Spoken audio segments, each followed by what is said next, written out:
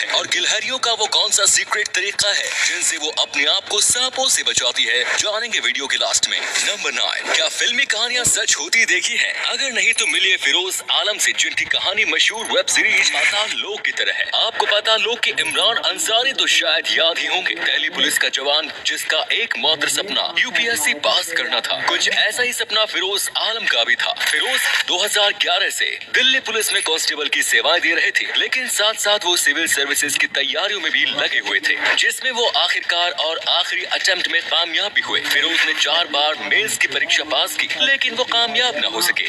मगर इस कहानी के बाद भी इन्होंने हिम्मत नहीं हारी। फिरोज फिर भी मेहनत करते रहे और अपने छठे और आखिरी अटेम्प्ट में ये परीक्षा पास कर ली, जिसके बाद इनकी जिंदगी ने बिल्कुल फिल्मी स्टाइल से करवट बदली, क्योंकि कल तक जिस दिल्ली पुलिस डिपार्टमेंट में ये कांस्टेबल थे, आज फिरोज वहाँ एसीपी बनकर आ गए हैं। नंबर 8, आपने कई खूबसूरत और बड़े हिरण देखे होंगे, पर क्या कभी आपने दुनिया का सबसे छोटा हिरण देखा है? अगर नहीं तो मिलिए पुडस से। पुडस साउथ अमेरिका में पाए जाने वाला पुडू प्रजाति के 2 अलग अलग स्पीसीज होते हैं। पुडू नाम मापुडुंगन भाषा से लिया गया है। इस भाषा को मापुची लोग इस्तेमाल करते थे, जो कि सेंट्रल चिली और साउथ वेस्टर्न अर्जेंटीना में रहा करते थे। पुडू की 2 स्पीसीज में एक होते हैं नॉर्दर्न पुडू, जिन्हें पुडू मेफिस्टोफाइल्स के नाम से जाना जाता है, जो कि वेनेजुएला, कोलंबिया, इक्वाडोर और पेरू में पाए जाते हैं। वहीं एक होते हैं साउदर्न पुडू, जिन्हें पुडू पुडा के नाम से जाना जाता है, और ये पाए जाते हैं साउदर्न चिली और साउथ वेस्टर्न अर्जेंटीना में। पुडूस की लंबाई की बात करें तो ये 85 सेंटीमीटर यानी लगभग 33 इंच लंबे होते हैं। वहीं इनकी ऊंचाई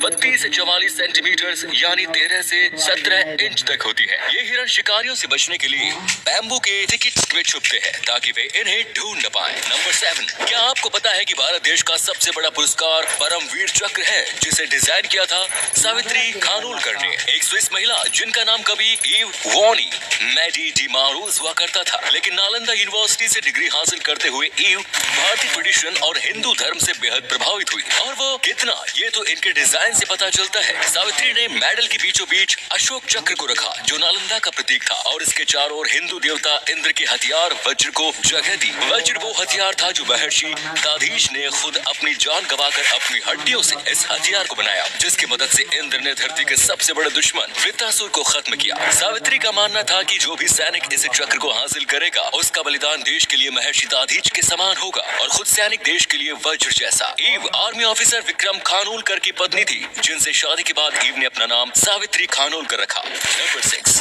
भारत के लोगों को पान कितना पसंद है, इसका अंदाजा आप इस बात से लगा सकते हैं कि यहाँ लगभग हजारों अलग अलग तरीके के पान आपको मिल जाएंगे। पर आज जिस पान की हम बात करने जा रहे हैं, उसे खरीदने के लिए आपको काफी पैसे खर्च करने पड़ेंगे। दिल्ली के सीपी में मौजूद वामूस पंचायत नाम की दुकान पर आपको वैसे तो कई तरीके के पान खाने को मिल जाएंगे, पर यहाँ का सबसे स्पेशल और महंगा पान है सोने का पान। सोने का कवर लगे इस पान की कीमत है 600 रुपए। इस पान को सिर्फ स्पेशल ऑर्डर के बाद ही बनाया जाता है। नंबर 5, आपने आज तक कई ऐसी खबरें सुनी होंगी जिनमें किसी की पानी में डूबने की वजह से मौत हो जाती है, पर क्या कभी आपने किसी ऐसी वाकये के बारे में सुना है जहाँ किसी व्यक्ति की पानी में डूबने से मौत होती है, और वो भी पानी से निकलने के कई घंटों बाद? चौंक गए ना? असल में जिस फिनोमिनन की बात हम कर रहे हैं, उसे ड्राई ड्राउलिंग के नाम से जाना जाता है। इसमें पानी से बाहर आने वाले व्यक्ति के फेफड़ों में पानी भर जाता है। वो पानी से बाहर आने के कई घंटों बाद तक एक आम व्यक्ति की तरह चल फिर रहा होता है, पर फिर अचानक उसे ऐसा फील होने लगता है जैसे वो डूब रहा है, और कुछ ही मिनटों में उसकी मौत हो जाती है। नंबर 4, रेस्टोरेंट्स में ग्रिलिंग के लिए बड़ी बड़ी भट्टियों का इस्तेमाल किया जाता है, पर आज हम आपको एक ऐसे रेस्टोरेंट लेकर चलेंगे जहाँ पर ग्रिलिंग के लिए भट्टी तो है, पर उसे इंसान ने नहीं बल्कि कुदरत ने बनाया है। इस रेस्टोरेंट का नाम है अल डियाब्लो। स्पेन में मौजूद इस रेस्टोरेंट को एक एक्टिव ज्वालामुखी के ऊपर बनाया गया है। ज्वालामुखी के जिस हिस्से से लावा निकलता है, उस जगह को रेस्टोरेंट भट्टी तरह इस्तेमाल करता है, और वहाँ चिकन ग्रिल करता है। मजेदार बात तो ये है कि इस ज्वालामुखी में काफी ज्यादा मात्रा में लावा मौजूद है, जिसे इस भट्टी में झांक कर देखा जा सकता है, पर बावजूद इसके 1824 से आज तक ये ज्वालामुखी एक बार भी नहीं फटा। ऐसा लगता है मानो ये ज्वालामुखी भट्टी बनकर काफी खुश है। नंबर 3, लकड़ी से फर्नीचर बनाने के लिए बड़े बड़े पेड़ों की बलि चढ़ा दी जाती है। ऐसे में एनवायरमेंट पर काफी बुरा असर पड़ता है। पर आज हम आपको एक ऐसी फर्नीचर कंपनी के बारे में बताने जा रहे हैं जो फर्नीचर बनाने के लिए लकड़ी का इस्तेमाल तो करती है, पर पेड़ों को किसी तरह का कोई नुकसान नहीं पहुंचाती। इस कंपनी का नाम है फुल ग्राउंड। यूके बेस्ड ये कंपनी एक इको फ्रेंडली कंपनी है जो फर्नीचर बनाने के लिए एक खास किस्म के सांचों में पेड़ उगाती है। जब पेड़ पूरी तरह से उग जाता है और मैच्योर हो जाता है, तो ये कंपनी उनसे चेयर, लैंप और टेबल्स बनाती है। ये कंपनी मास मैन्युफैक्चरिंग प्रोसेस का इस्तेमाल नहीं करती, जिसके चलते इसका एनवायरमेंट पर कोई बुरा असर नहीं पड़ता। नंबर 2, क्या आपको पता है आपकी फेवरेट टाइम पास मैगी फिर एक बार मार्केट से गायब हो सकती है? हाल ही में ब्रिटिश अखबार फाइनेंशियल टाइम्स ने एक खबर छापी जिसमें बताया गया कि मैगी बनाने वाली कंपनी नेस्ले और इसे चलाने वाले बड़े अधिकारी खुद ये मानते हैं कि उनके 60% प्रोडक्ट ऐसे हैं जो सेहत के लिए हानिकारक है। इस खबर में कुछ प्रेजेंटेशन को दिखाया गया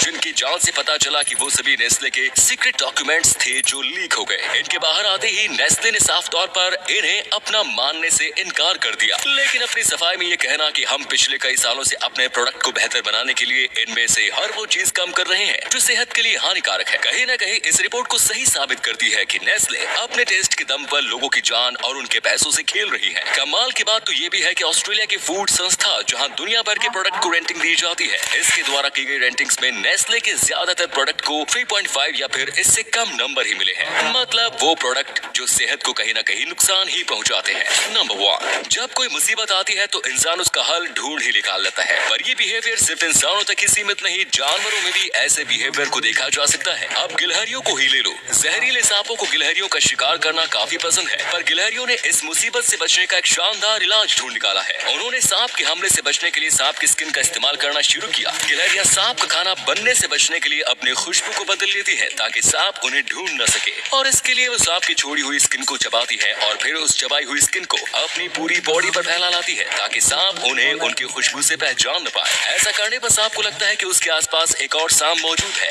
और ऐसे में वो गिलहरियों का शिकार नहीं करता। तो दोस्तों, अगर आपको ये वीडियो अच्छा लगा तो आप अपने दोस्तों के साथ इसे शेयर जरूर करें। इससे हमें मोटिवेशन मिलता है और भी अच्छी वीडियोस लगातार बना